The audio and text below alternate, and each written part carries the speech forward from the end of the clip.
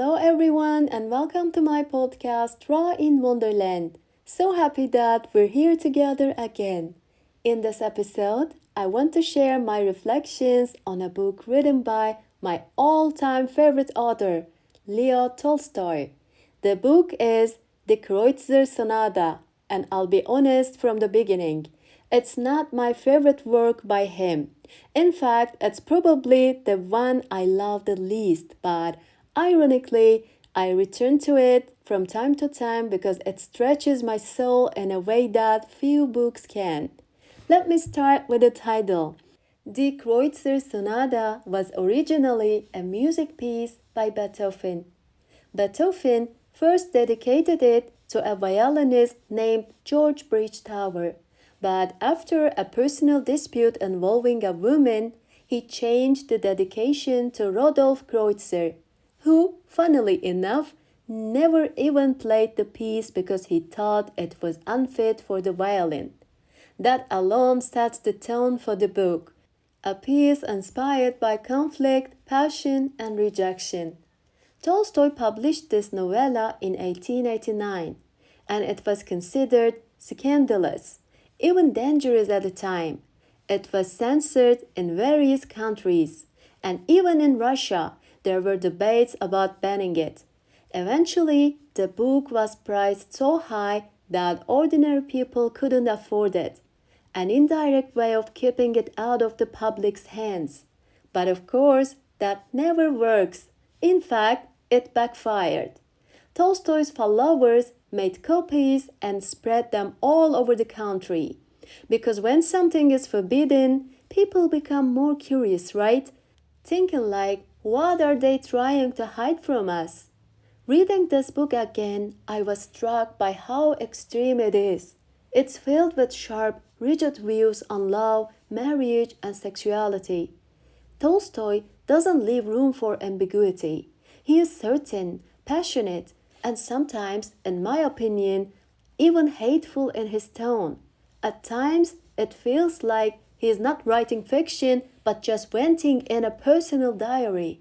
And yet, it's beautifully written. Even when he is being severe, there's a poetic precision in his words. As I mentioned earlier, this is not the Tolstoy I fell in love with through Anna Karenina or Resurrection. This book is intense, heavy, and very dark, and yet it's unmistakably Tolstoy. His mastery of storytelling, his ability to observe and dissect the human soul, it's all still there. To me, the Kreutzer Sonata is not just a novella. It's a practice of emotional flexibility. Every time I read it, I'm reminded that I can disagree deeply with someone I admire and still respect them.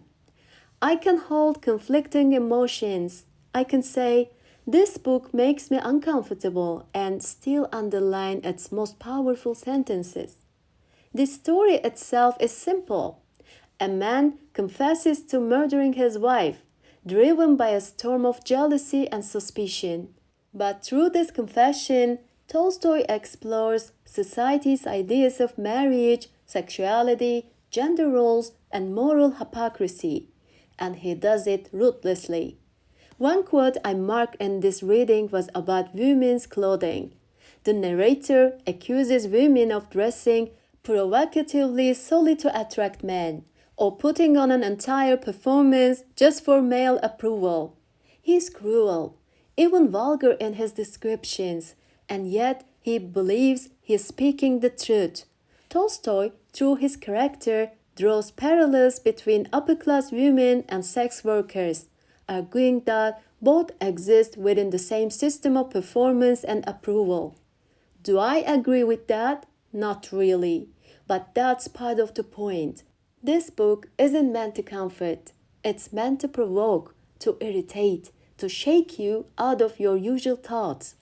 Another part that struck me was about how people numb themselves to avoid facing painful truths.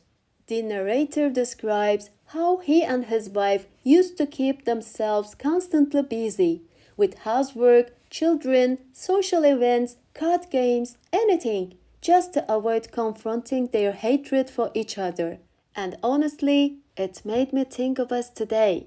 How often do we distract ourselves instead of looking inward? Tolstoy also doesn't spare the topic of parenthood.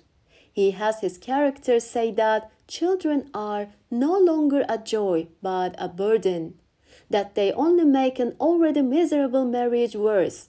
It's a cruel statement, but again, he says it out loud.